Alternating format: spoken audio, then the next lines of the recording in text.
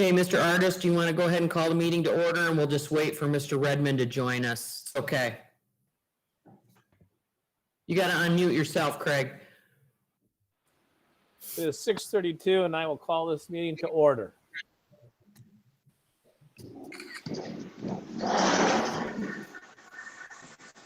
Okay, Mr. Artist, do you want to go ahead and call the meeting to order, and we'll just wait for Mr. Hey, Redmond Dawn, to you want to join go ahead us? with the roll Okay. call? Mr. Artist, Here. Mrs. Booms, Here.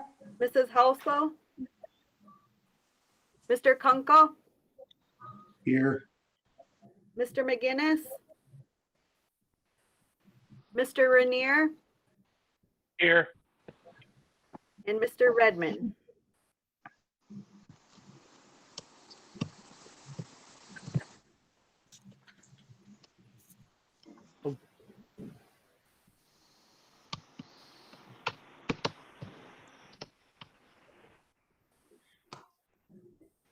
Okay, the next thing on the agenda is to approve the agenda. So move. Okay, Support. so moved. Support. Any discussion? All in favor say yes. Yeah. Yes. All opposed say no. Agenda is approved. We're now at comments from the public. Do we have any comments from the public, Brent?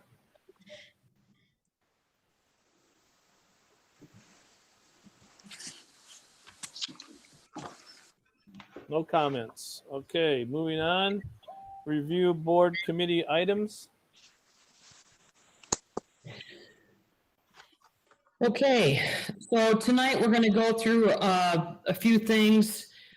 We don't have a lot of action items tonight, just more information and updates for you.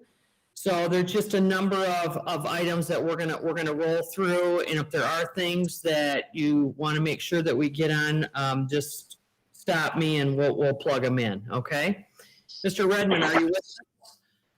I am. Okay, great. That's what happens when you're sitting on the beach. You can't function. Quiet. Just got done cleaning fish. Okay, great. I'm glad we can't smell you. That's probably a true statement. Okay, so we are going to start going through the agenda items, and I'm going to start with curriculum, just some updates. Next week, Friday and Monday are winter break, and Friday will be Professional Development Day. And so we're going to be working on more Google Classroom training, along with working on some proficiency in dealing with the state standards and some training that we were able to get with Marzano. So we're very excited about this because this is going to be some really good stuff, because it's going to help us understand exactly where our students are and what they've missed by us implementing the standard-based. Remember, we've talked about standard-based report cards. Well, this is going to help us implement the standard-based throughout the curriculum and to make sure that we're hitting all of the holes. So I think especially at a time like this, when we're really concerned about making sure every child has everything they need to move forward, this will be some very good training that we're putting into place. We've also begun already working on summer school. There's been some noise in Lansing from the state superintendent talking about the length of the school year next year. We don't have anything specific. Some of the rumblings have been districts would have to go all of June and all of August. I find that fascinating because the Chamber of Commerce has always dictated when we could start and when we could stop. So I don't know about that component, but we'll wait and hear what comes out of Lansing. But I will tell you that we're already working on summer school. We already have a six-week plan of summer school for elementary K-5. There are 3 two-week sessions, and we've already sent out an interest survey to our elementary teachers and aides. We've got a lot of interest because teachers could work a 1 2-week session, or they could work all 3 2-week sessions. And what we're going to do is target certain kids that we might request that they're here all 6 weeks, depending on how they score with NWA and kind of get a feel for where they are. In addition, we're going to provide busing for students. It'll be Monday through Thursday, every day from 8:30 until noon. Kids will get breakfast and lunch. We're going to start out the morning with social emotional and some behavior management things with kids to try to make sure that they're in a good place. And then there'll be an hour and a half of reading and an hour and a half of math every day. So we're very excited about that, and we're putting more pieces together with that.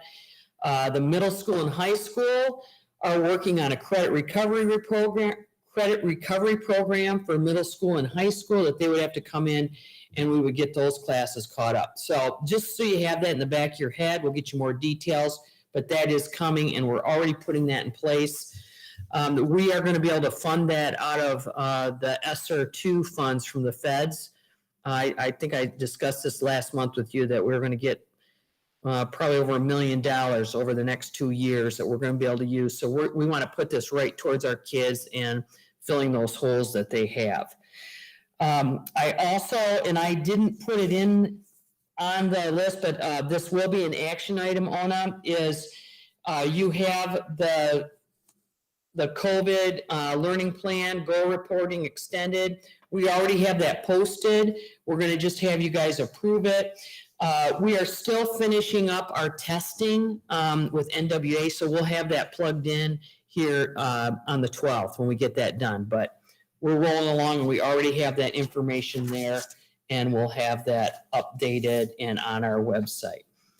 Are there any questions from anyone on curriculum or anything I can clarify?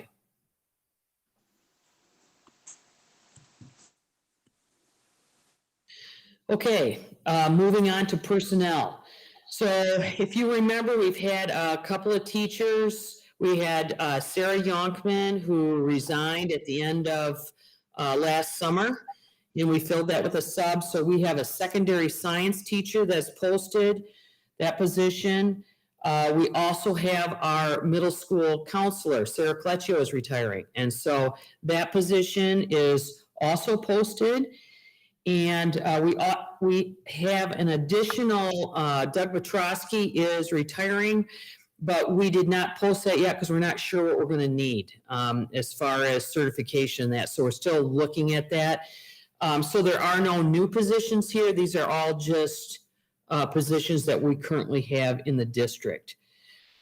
We ended up, I had posted for another aide in the preschool, but what we ended up doing was just redeploying staff. So I pulled Lisa Weaver over from the elementary. And because she has, for preschool, there's certain certifications that you have to have. And both Lisa Weaver and Lisa Blazak both have those. That's why they're in working with Jody. Weaver can also cover for Jody Wade if she has to be gone. So we already have a sub in there as well. So those two ladies are over there. They're just redeployed this year. As you remember, we talked a lot about redeployment, and staff has been more than willing to do whatever we need to get things filled. So those positions are plugged, and we're okay getting through the school year here. We also have a varsity softball and a varsity volleyball. Those are both resignations. People don't want to do them anymore. And so those positions are open. Also in February at the board meeting at the end, we'll just have to take a few minutes, and it's required my mid-year just discussion on goals and what we were doing. And what I was doing as a superintendent this year. We talked about this at the beginning of the school year, and you can find it in your handouts. There are my goals and the timeline. And if you remember, we just focused on what we're going to have to do for the pandemic. And that's really all we've been doing is, doing everything we can to make sure things are running as smoothly as possible. So that information is there for you at the end of the board meeting next week. We'll just take a few minutes and If there's anything you want to make sure I'm hitting on or whatever, we'll just cover that. Are there any personnel questions, Mr. Artis? Yes, Kim. Now that we've gone through almost 2 school years for COVID, is things leveling out as far as the number of students that we have and the number of teachers that will be required, or will we be evaluating that as time goes on? And Tim, you can jump in. I don't know if Tyler's on too, but we are right in the process of trying to figure out what that's going to look like. Tim, Yeah, I'll let you. I'd go be ahead. pleased to. I know that Tyler, I think he's staying about even right now. We are up probably 20 kids in the high school, and I would say close to 10 in the middle school from what first semester was. We're getting a little bit more creative. We actually, in some of our distancing, we have kids sitting at teachers' desks because that was the last remaining area in the classroom, and projecting toward next year as we've talked about some. Realistically, we are planning for the need to distance as well into next school year, right? So with that, assuming things stay as they are or improve, if there's not, such a volatile variability to what's going on, we're anticipating more kids in person, right, for next year, even though we'll need to distance and so on. So we are continuing assessing. We're putting some surveys out there to see how many kids are interested in staying virtual simply because they believe it's a better fit, regardless if things improve or not, so that we can get that idea for teachers, just like you questioned. And then also moving toward next year, but we know that'll kind of be a soft number, right? We'll ask again in May, we'll ask again in August, and try to plan accordingly. So we're trying to remain as rigidly flexible as we can and just be ready. I mean, we haven't had to blend our learning yet because we wanted every kid that wants to come to school here to be able to do it. That's what we believe is best, and that's what we want. With that said, if we do need to continue to distance and our census in-house continues to climb, then we may have to get into some situations where we have to make some decisions on certain grade levels for certain days. But that'll be a conversation we have for sure as that nears. We would obviously take a look, like we talked about. We actually talked about this back in August. 6th grade and 9th grade every day, because those are our transition grades, right? And then on top of that, do we do the 11th grade because it's a testing year, and then 7th because they're close to 6th, and then you have 8th and 10th and 12th that rotate through. Again, not ideal, but just a lot of different scenarios to choose from. So we're looking at what people are doing around the state and country, and we'll continue to come to you guys with some options and what we think are the best. So, but that's kind of where we are now. We believe it will level out from here.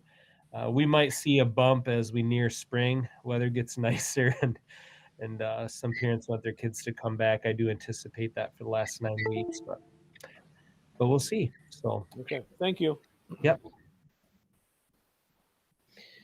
All right, any other questions on personnel from board members? Okay, we're going to move on to student affairs.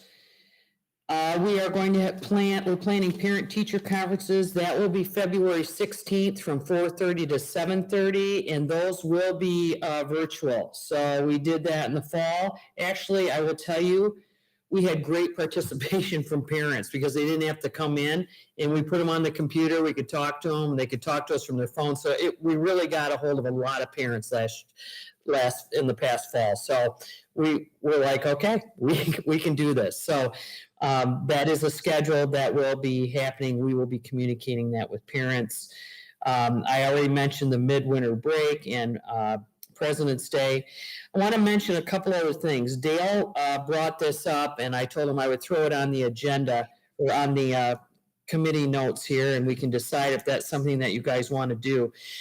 There are a couple of resolutions that are floating around out in the state, and one is a resolution, I put a copy of that in your packet. There's a resolution to support winter sports to come back and to let them play. There was a big rally in Lansing this past Saturday where lots of kids and coaches and parents were in Lansing. And then there's another resolution for in-person board meetings that are floating around. So I want to just throw open the discussion. And Dale, if you want to jump in on that, and kind of, Dale had picked up a photo of the one from Gaylord, I think it was. So I'm just going to open that up to discussion.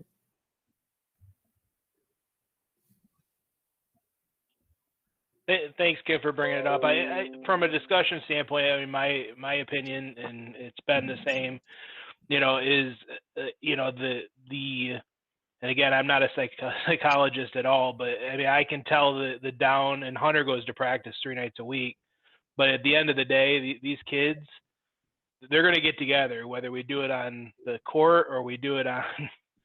So I think, having them go to practice with no games is really detrimental to them. And I think we as a board, in my opinion, is that we should, support them in any way possible with keeping ourselves, reasonably distant from it, because at the end of the day, I mean, there's lawsuits going around and things like that. I'm not saying join those, but at least support the activity of it. And I believe the MHSA is supporting it as well as, and I know that MAHA, which is the Michigan Hockey Association, is supporting this as well. So I think a lot of the bigger organizations in the state are jumping on board with getting winter sports back going. I mean, our positivity rates now are really low, especially in our county.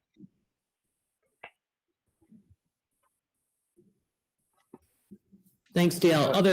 Other comments? Tom?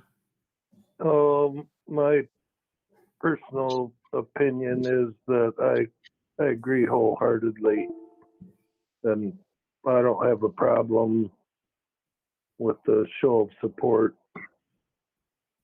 in that direction.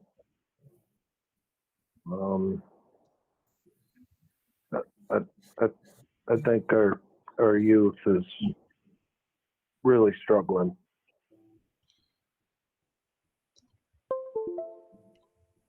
By not having the normal opportunities.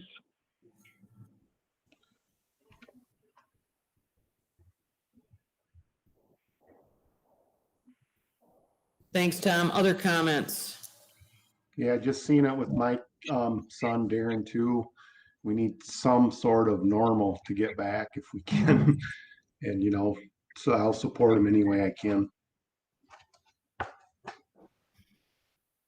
I think the one thing I would want us to think about is, if you support one in one way, we need to support all. So if we're not having concerts, fine arts, I mean, we have to think about that, and because you can't.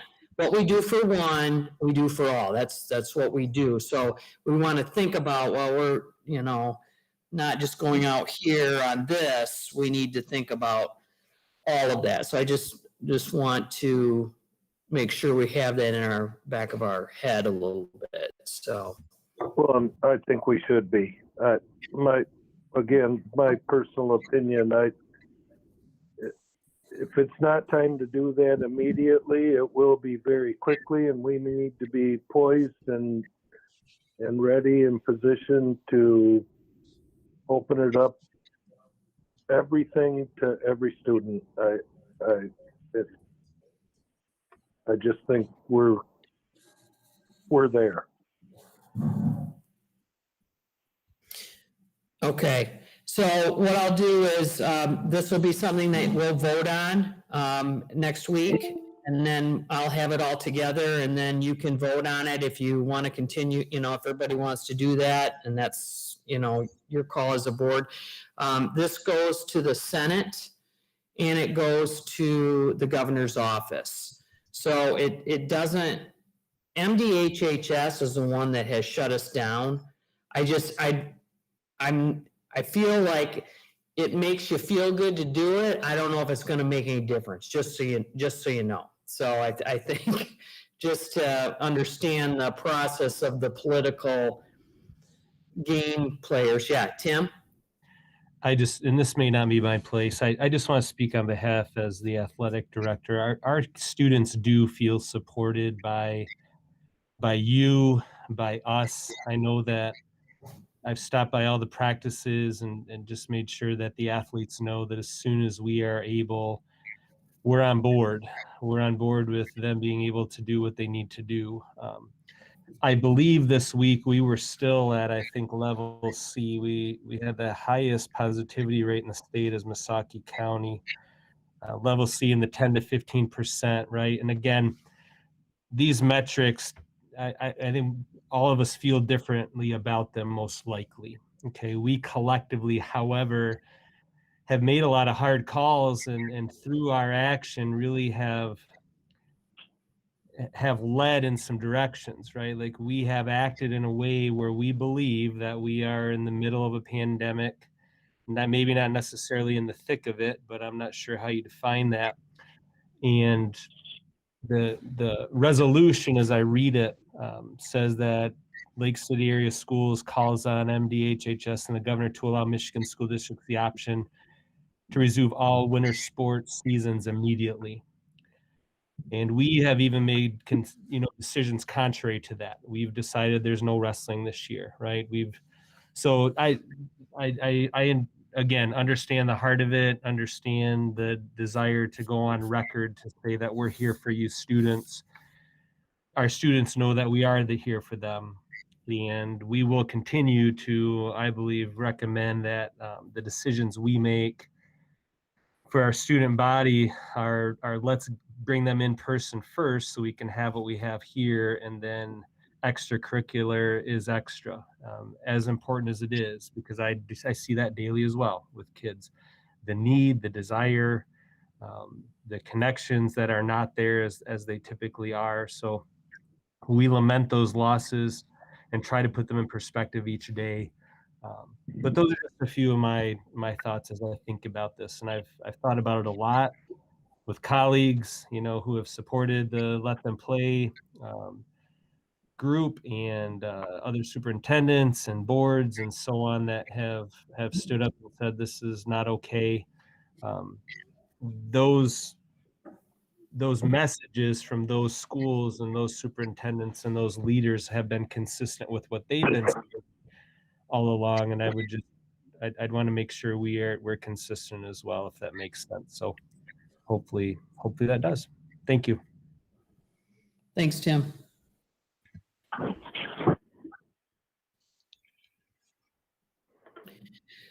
Okay,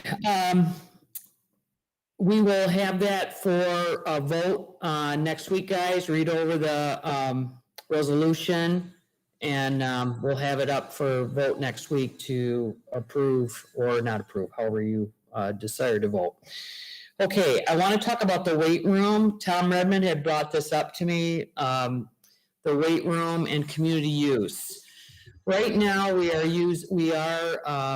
we've got the track, indoor track open. We're averaging about 13 walkers in there. Right now, we have it twice a week, Mondays and Wednesdays from 5 to 6:30.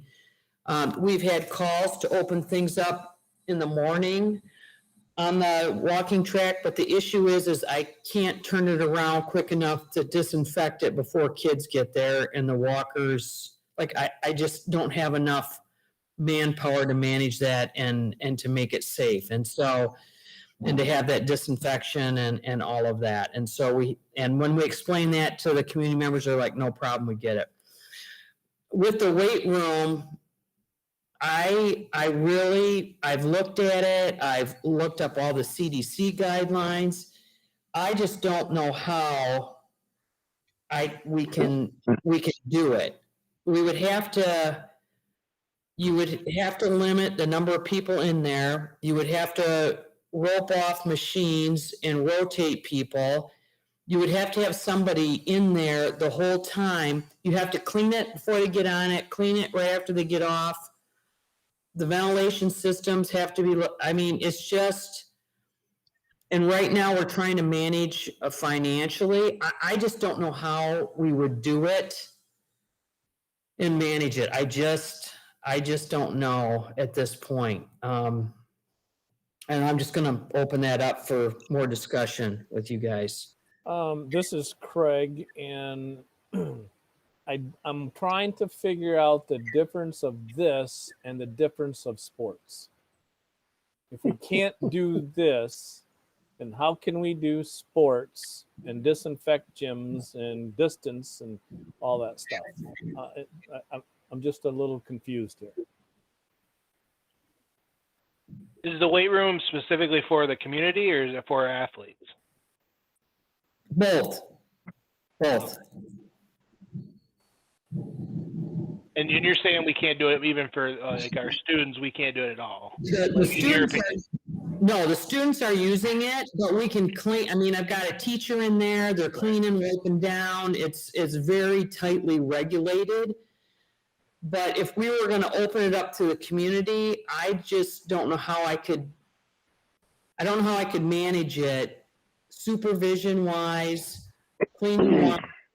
I just don't know how I would do that unless you wanna pay somebody to do it, or I don't know, it's a lot, it just is a lot.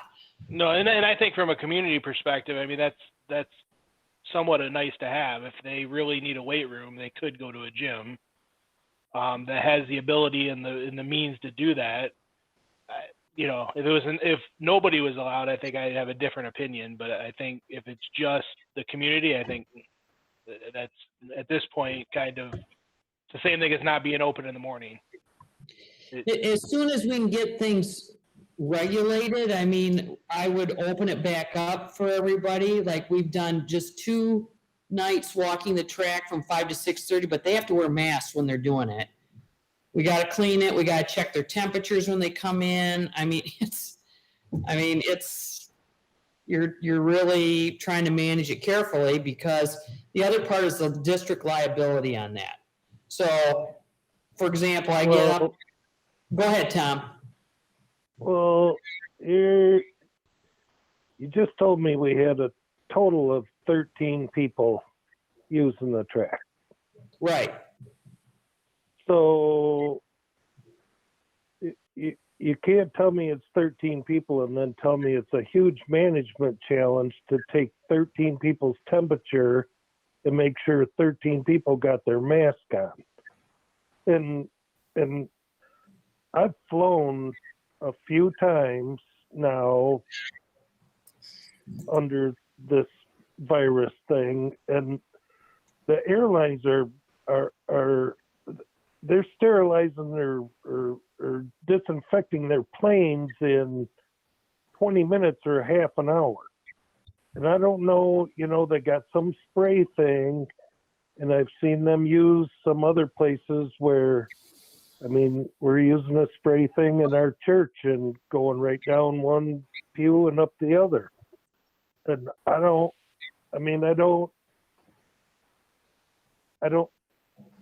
somebody can go through that weight room and sterilize that whole weight room. It's not a very big room in 10 minutes. Right, we have to with do the it right equipment. Right, we can do that, but I'm talking about managing it in between because you have to be so many feet apart in a gym weight room.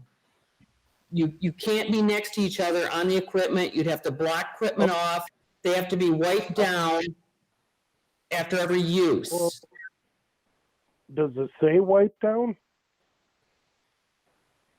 Because I don't see anybody else wiping nothing down. They're spraying stuff down and running with it. I don't see anybody wiping things down. So you would have to, after you finished your piece of equipment, then you'd have to walk out and I'd have to spray. Because I can't have you Because if somebody else is gonna walk in, use that piece of equipment, I Right. can't, My point is, and I'm a witness to this, it for one piece of weight equipment, it's going to take 20 seconds to spray it down. You could but I- spray down that whole weight room in less than 5 minutes for sure. And this is what, it's like I told you the other day, this is what the public, this is what everybody needs. It's what everybody wants. It's what people are going to expect. And if we don't do everything in our power to open this whole community center up to the public, like we promised them that we would over and over and over again, then shame on us. And I'm not saying do it carelessly, but I think we need to do whatever it takes to make it available for the people that are paying for it. We're only the stewards here. And it's So- our responsibility to manage it in the appropriate way. And I think it is possible. I didn't say it was easy. I didn't say it was comfortable, but I think it is possible to manage it so that people can use it. And I think we should do that. That's just my opinion. I'm in and out of places all the time here that we have to work towards normalcy, whatever it takes. So does the board want to hire somebody to do that? Because I can't afford custodial to do the sprayer in there. Do you want to, because I can hire somebody, but they would have to, if you want to pay for it, then we can get somebody in there to do it. And if that's what we want to do, I can do it. Do we not have some outside money to help pay for that? No. I don't have any outside money. That's why I have a volunteer right now that's doing the 2 days a week after school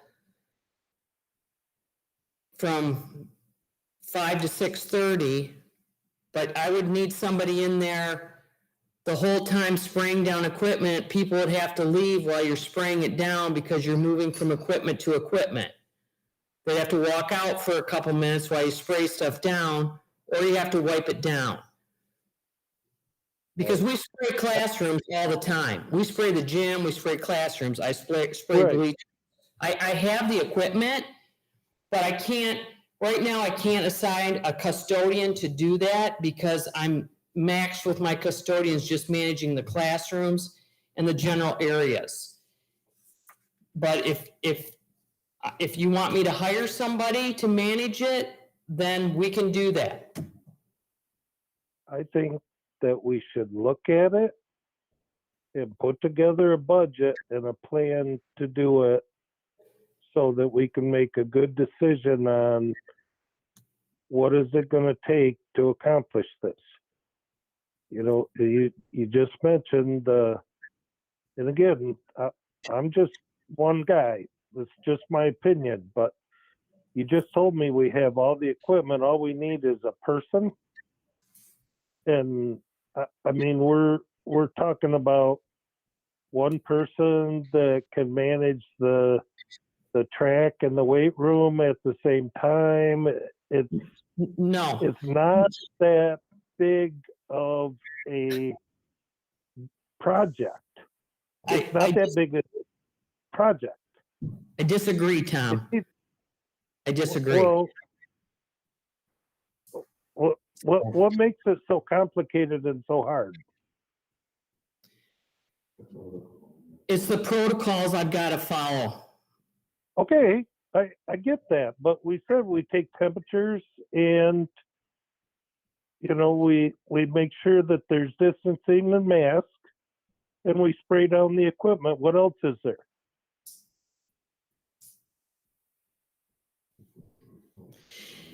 So We're probably gonna have to buy another piece of equipment because my custodians are using all of it to clean classrooms. So I'm probably gonna have to buy another sprayer. I mean, we can do that.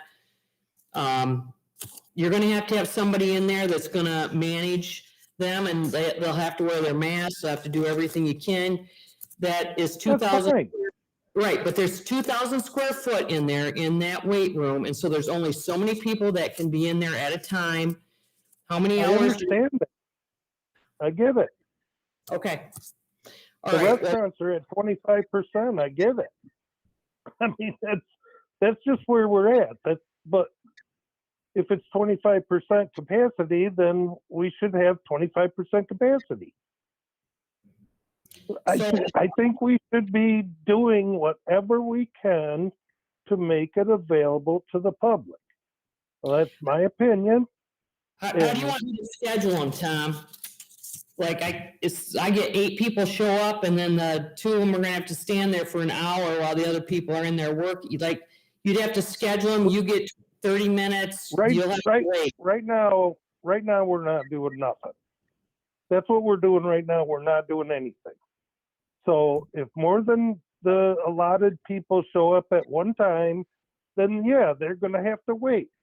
But we didn't do nothing. Right now, we are doing nothing.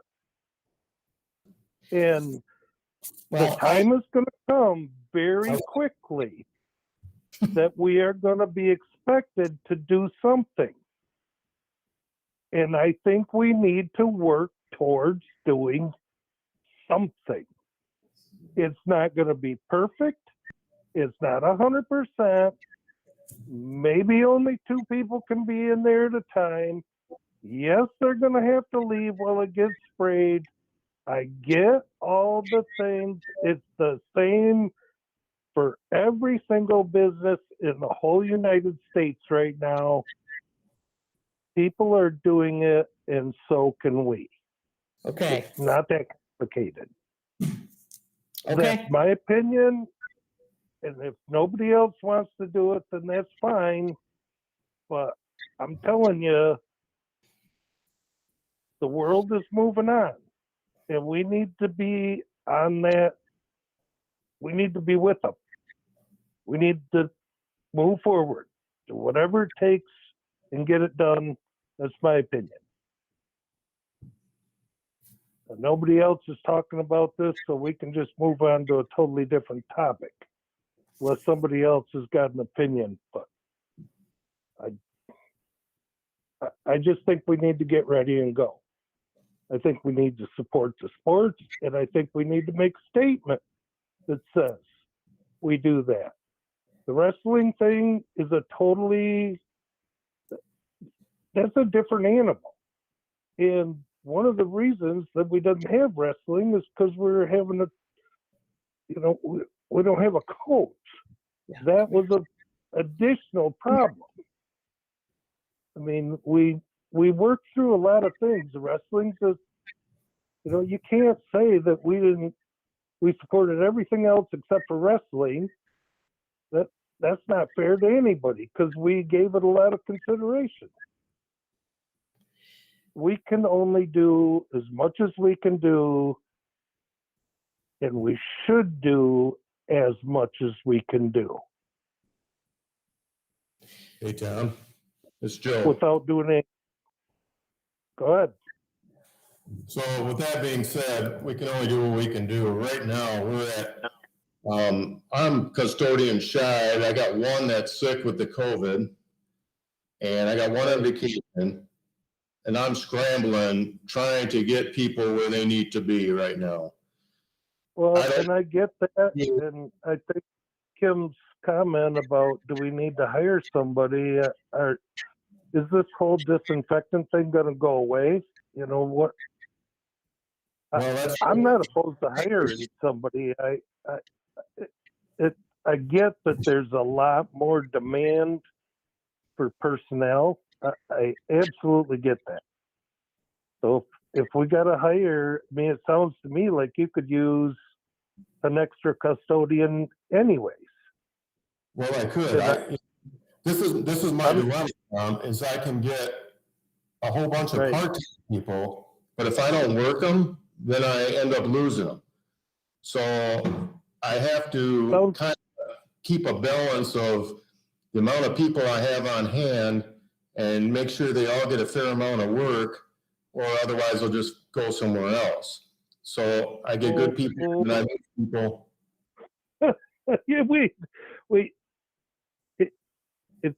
Yeah, it sounds to me like we have more than enough work for the custodial staff already, and you're scrambling, and all of our current custodial staff is working to the limits of their capacity. It can't be that hard to keep one more custodian busy. I'm not proposing that we hire a custodian for 4 hours a week. If we need more custodial help because our current custodial staff is stretched right to the limit, then let's talk about hiring another custodian. Well, that's fine. You know, I'm under the impression that we're under a tight budget that we have to stay to, so I'm trying to stay in tune with the whole picture here. I mean, I can be a custodian and I can work, you know, I can work people as much as we want, but the people that work part-time in this situation, they got other jobs going on, so I only have them for a few hours a day. I need to put them where I need them. And that is, to me, that's the priority, is the classrooms and the school, and make sure that we can come back the next morning and everything's disinfected and sanitized. Right now with all this stuff going on in the state and what, you know, I mean, this stuff changes every day. It's like a whirlwind to keep up with this stuff, for one thing. I appreciate everything that you're talking about. I guess my question is, sorry guys, I couldn't come in on time tonight, but if we're already struggling with where we are right now, could we hire a part-time person that is a person that's shared between the community center and to be relief for Joe scrambling around, people on vacation, you know, and I realize we're on a tight budget. Could we run the numbers, Kim, and just see what that would be? If we're able to do a part-time custodial that would be shared between the community center and all the extra things Joe and his team is trying to do. So then it's more like I don't know, 20 hours a week or whatever, you know, and they kind of do both. Is that something we could at least look at what that budget would look like? Well, that's what we're doing right now. This week I'm short, so I have the people that normally work in community centers are like helping me out on the custodial end. Right. Right. So what I'm saying, so we already have an extra half or part-time person is what you're saying, right? Right. Yeah. Well, we had, yeah, I mean, I'll run you through your numbers and, yeah, you can make the decision.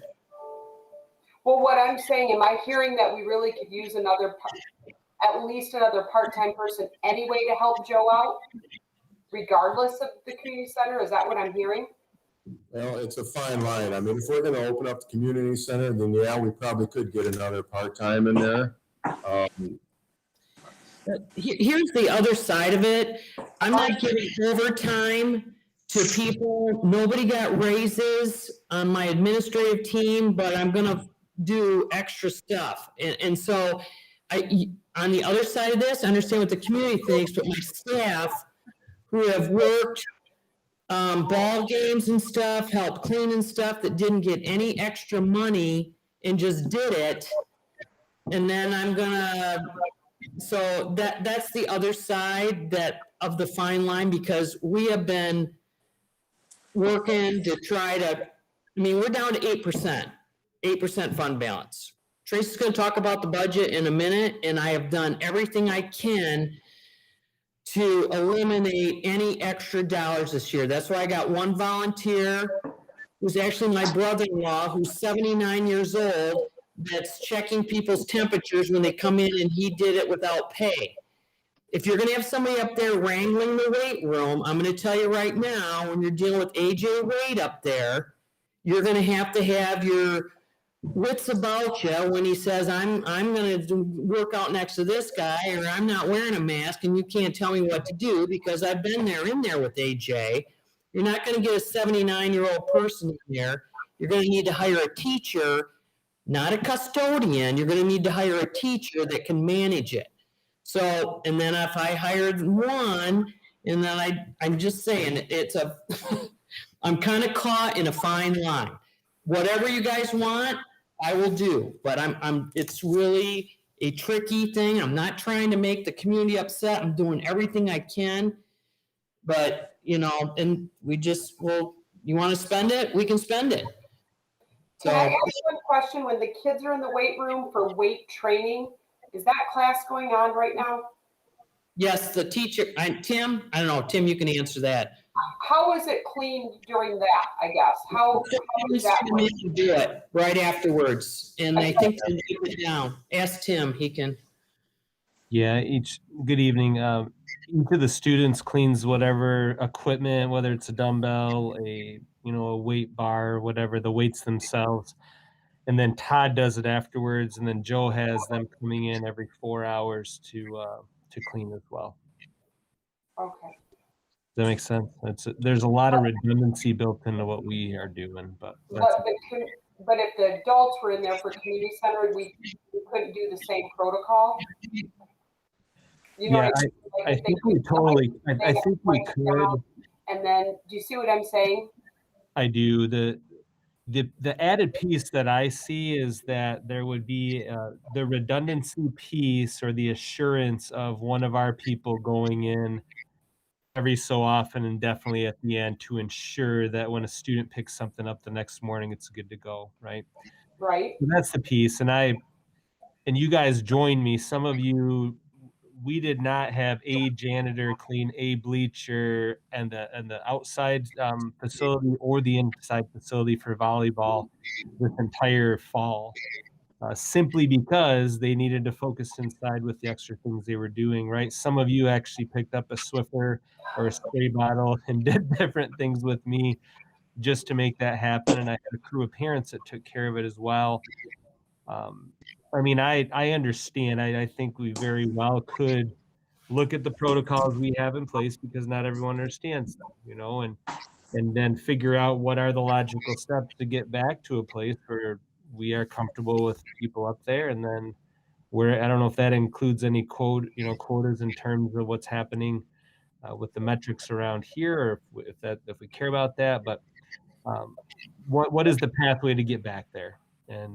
But right now, in this moment, in the week that we're living, there would be a lot involved to do that. So anyway. If this is important for the community to use that stuff, why don't we, as a school board, volunteer a week at a time? And if you work, there should be somebody in your family that's retired that can go and clean the equipment.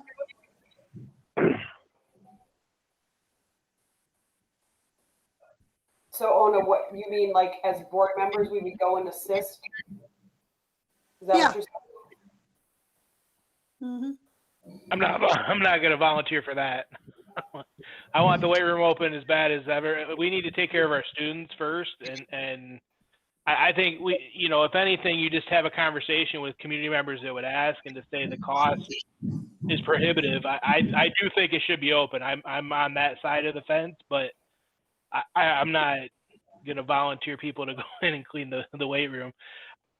Paying a teacher isn't a bad idea, but like Kim said, then you're not going to get them to volunteer for anything.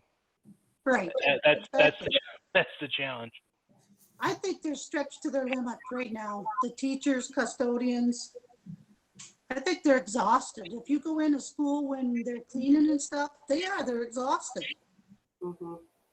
And then to put more, on them, I just feel sorry for them right now. I mean, we will get back to normal, but does it have to be right now?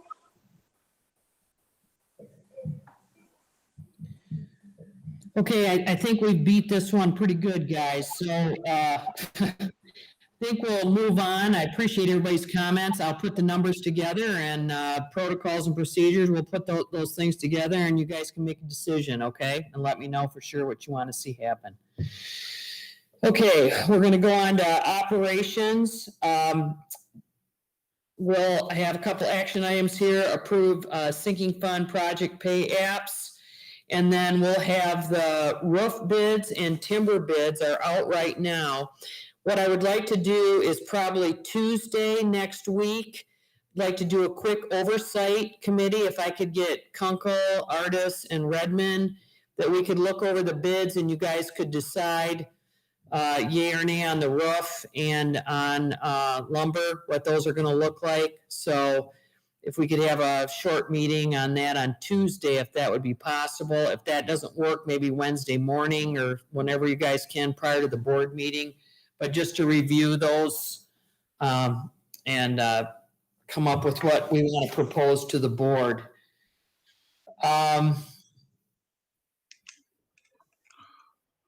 Yeah, and then so those will be the two action items, guys, under operations. Any questions on operations? Do you guys want to do Tuesday or Wednesday?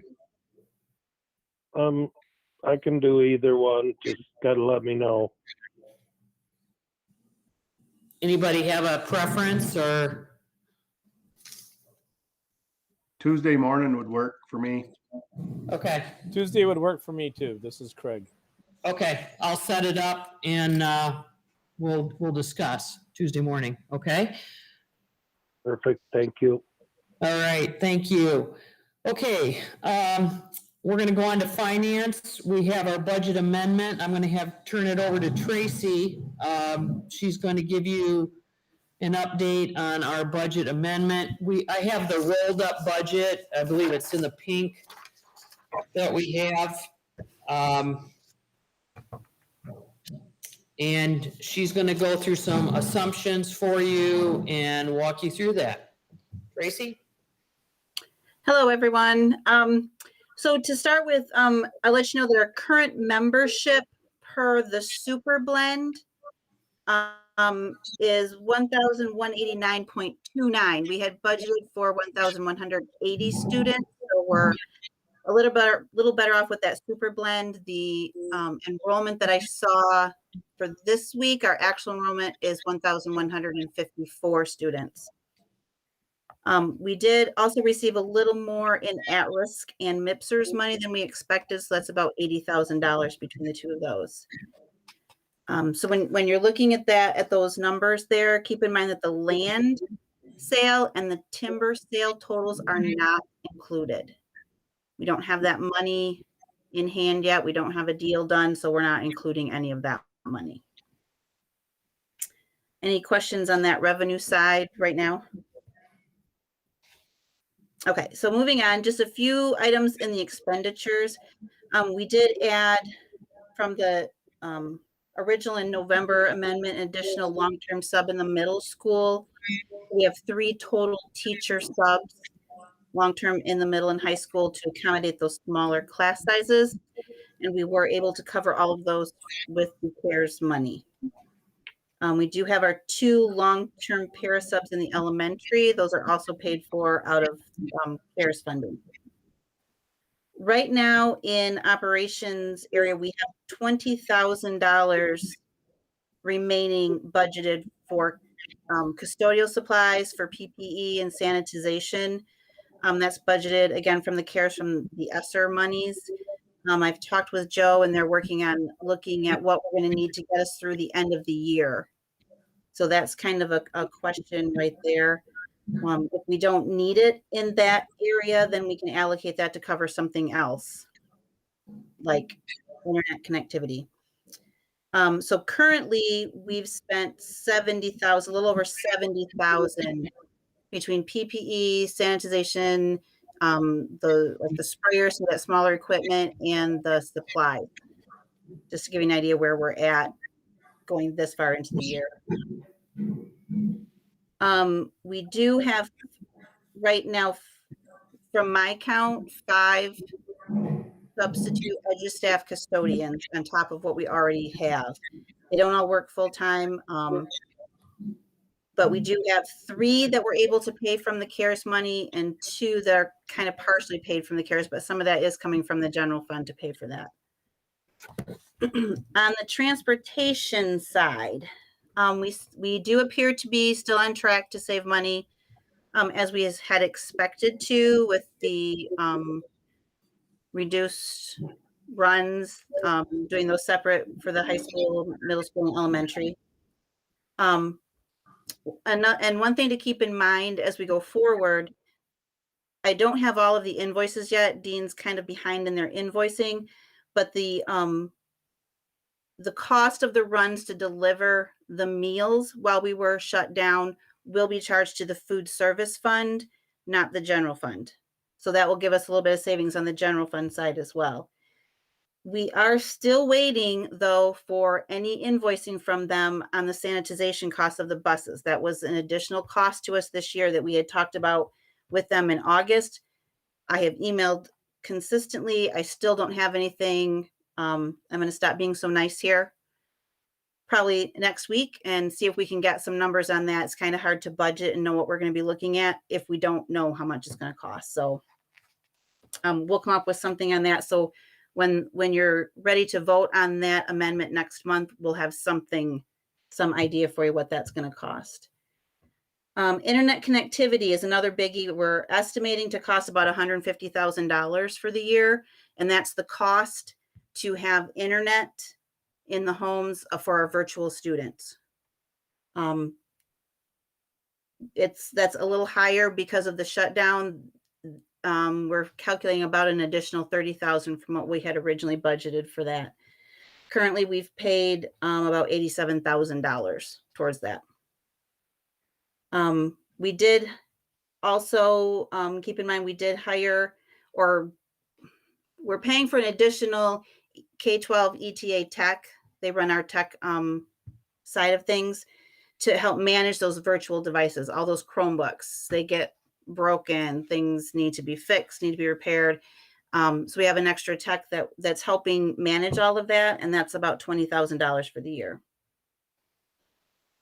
The last item in there is that pre-K latchkey budget line. That is going to change. As Kim had mentioned, we moved a para from the elementary over to the preschool. That was a position that in the past had been covered by an EDGE staff sub. So there will be additional costs there, but it should overall, it should work out because it'd be less in one function into that function. So looking forward on the budget, there's a lot of talk in Lansing right now about a supplemental budget, and the governor has proposed some additional funding to schools through that. And that would be on top of the ESSER 2 funds that are coming from the state. As Kim mentioned, right now we've got about $247,000 in discretionary that's proposed for us, and a little over $1 million in the ESSER 2 formula. So, and as we know, we've done a lot of discussion. There's a lot of uncertainty in the budget. We don't know how those regulations are going to go, when we can stop with the distancing. And so a lot of uncertainty that makes us a little nervous, obviously, on the budget side. So are there any questions on that preliminary budget?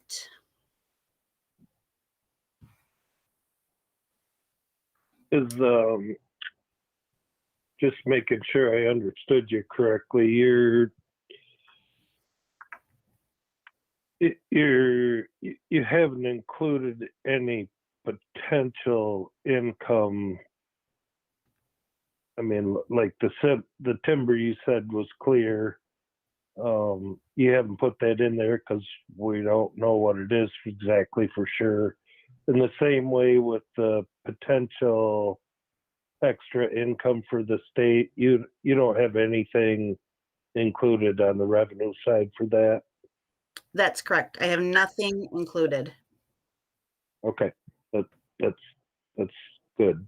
Thank you. Mm-hmm.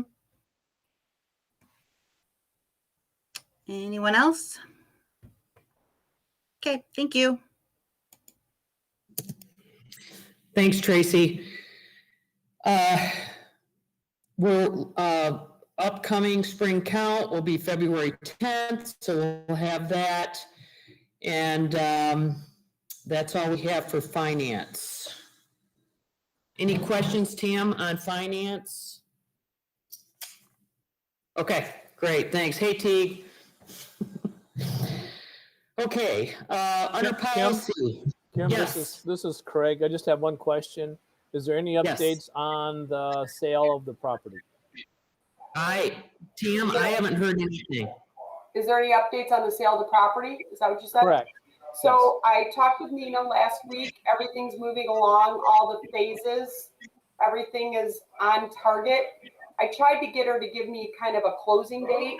I'm really thinking maybe March-ish is what we're kind of looking for, but they're on board. It's a lot of steps for this franchise. So, yeah. Okay, thank you. You're welcome. Okay, under policy, we are going to, what we had forgotten, we had mentioned the Neola policy update, the second reading, we just forgot to adopt it last month. So we got to make sure we adopt that next week. So we'll do that. Dale and I attended the election coordinating virtual meeting that just reviews.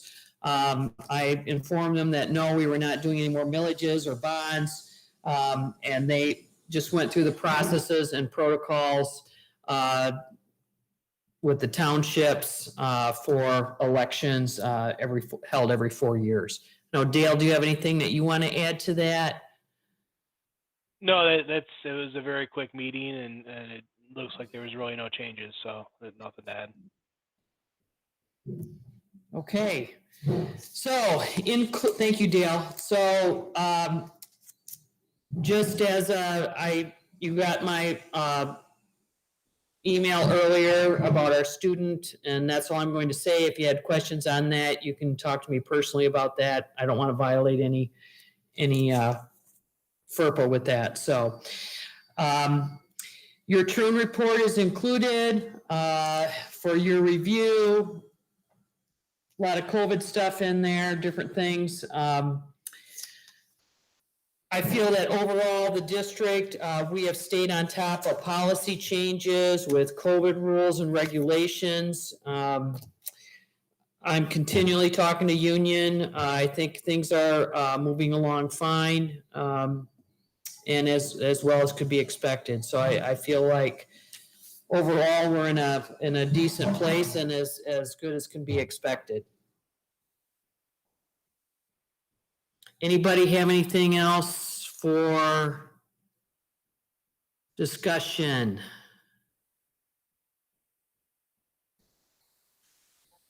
It takes me about 20 minutes to figure out whether I'm muted or not. I was going to say, I completely agree with what you just said as far as there.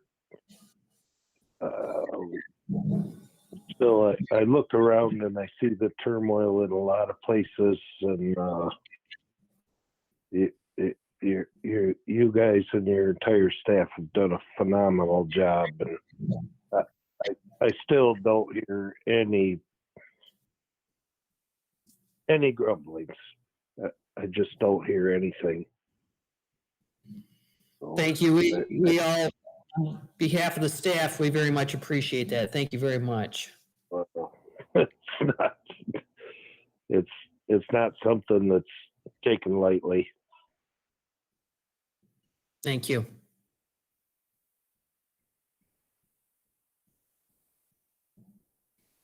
So I think we're at any more comments, President Redmond. For the public, I don't know if there's any public on. I didn't. I missed the first couple minutes, so. I covered for you, Tom. Oh, thank you. I knew you would.